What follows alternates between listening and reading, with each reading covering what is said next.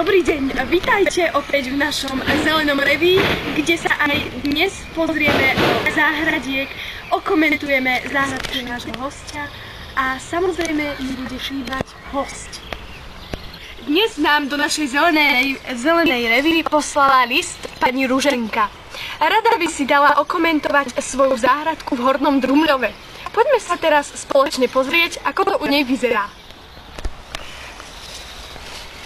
Dobrý deň, pani Ruženka. Dobrý deň. Dostali sme váš list, tak sme prišli. Vítajte tu u mňa.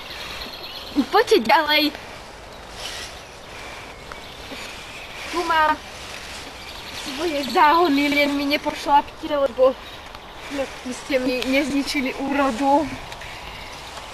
Tomuto hovorím pýcha mojej záhrady, lebo rozkvitol mi do plnej krásy, no zalievam pravidelne, pozrite, aký je krásny, aha. Ale urobiť trávnik, ale mi to tu zarastá, bo syn mi odišiel, nemá mi kto kosiť. Je tu burina, všade, tu vidíte. No hrôza to tu, to dúfam, že mi nebudú hodnotiť. No i čo, no i mrkvu som ešte neposadila, viete ako, to ešte nie je času. A toto je... Páči sa vám však? No, pekná ste. A toto je pýcha mojej záhradky, číslo 2. Toto sa nazýva jarnelička žltá. A je to veľmi dobré na tráviace trakty. No i čo ešte nahovorím?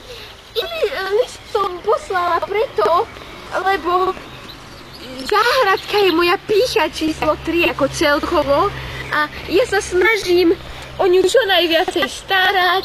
Chcem, aby bola dobrá, aby to všetci celé Slovensko vedelo, že ako ma to baví a že i taký starý človek môže mať svoje hobby.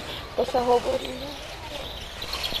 Po prehliadke záhradky pani Ruženky, mimochodom bola naozaj krásna, sme si do nášho štúdia Zelenej revy pozvali na slovo vzatú odborníčku, doktorku Ingrid Hrabličkovú. Prosím, potlesk, vážení diváci.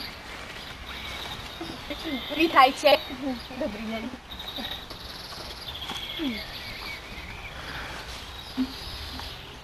Takže, vítajte v našom štúdiu ešte raz. Ďakujem, vítajte.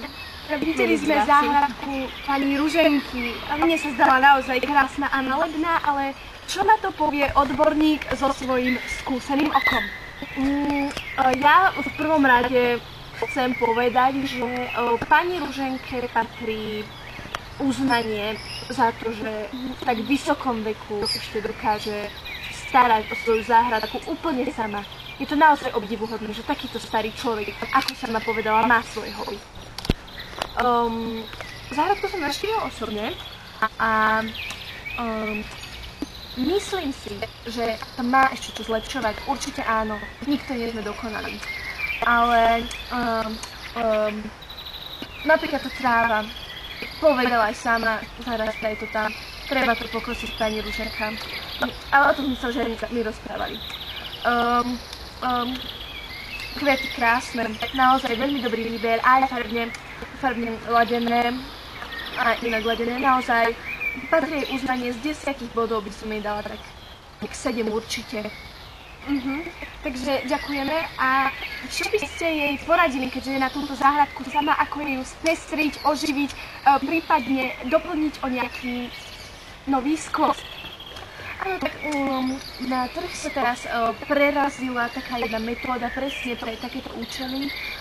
Je to tzv. Vosk na trávu, že keď si raz pokosí trávu a zavoskuje ju, tak jej už nebude rásť. Takže jej záhrada je krásna, lesklá a plná kvetov.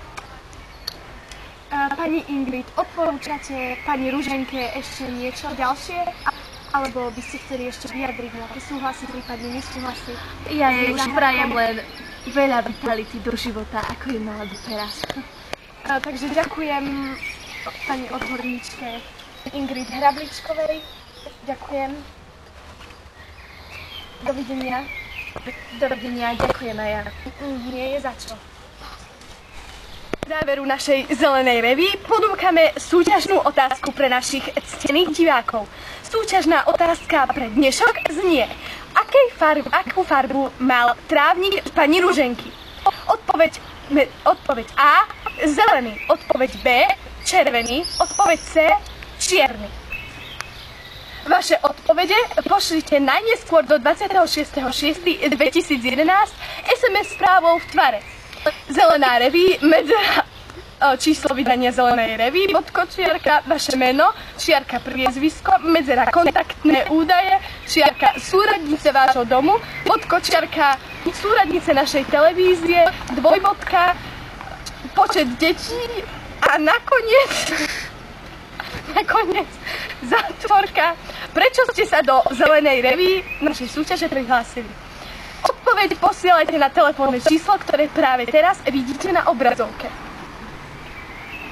Majte sa pekne, milí diváci. Prajem vám príjemné prežitie zeleného leta. Odpoveď pošlite najskôr do 26.6.2011. Vlastne najskôr. Odpoveď pošlite najskôr do 26.